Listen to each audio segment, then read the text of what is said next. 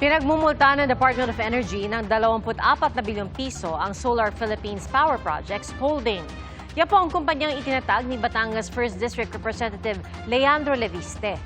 Dahil umano yan sa kabiguan ng kumpanya na tuparin ang mga kontrata. Saksi, si Tina Panganiban Perez. Dahil di kong ma-deliver ang commitment na halos 12,000 megawatts na power supply, kinansela ng Department of Energy ang mga kontrata para rito ng Solar Philippines Power Project Holdings.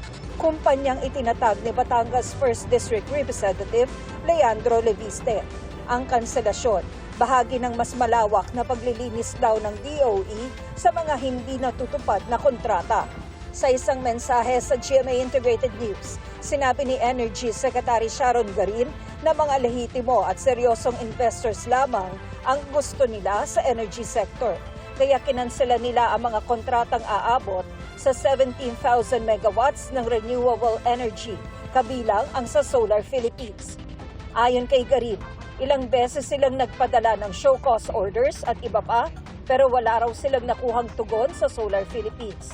Pinagmumulta sila ng tinatayang 24 billion pesos. Dagdag ni Garin, ang kanselasyon ay base lamang sa discipline, performance at pagpapatupad ng kanilang contractual obligations.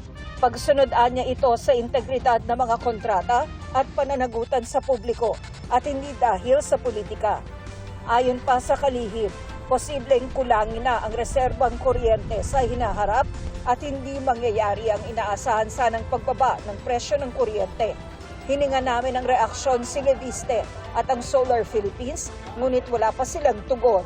Tungkol naman sa umano'y pagbebenta ng shares ng kumpanya ni Leviste nang walang pasapi at pagpayag ng Kamara na nagbigay ng prangkisa nito, sinabi ng isang Vice Chairperson ng House Committee on Legislative Franchises na iimbestigahan ng komite ang issue kung may maghahain ng resolusyon. Sir, kailangan kong may reso, hindi po pwedeng mo Well, first, let me just say it's my first term as a congressman.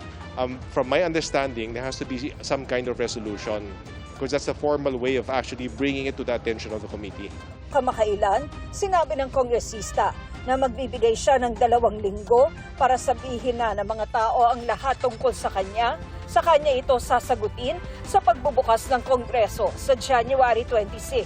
Para sa GMA Integrated News, ako si Tina Panganiban Perez, ang inyong saksi. Mga kapuso, maging una sa saksi. Mag-subscribe sa GMA Integrated News sa YouTube para sa iba't ibang balita.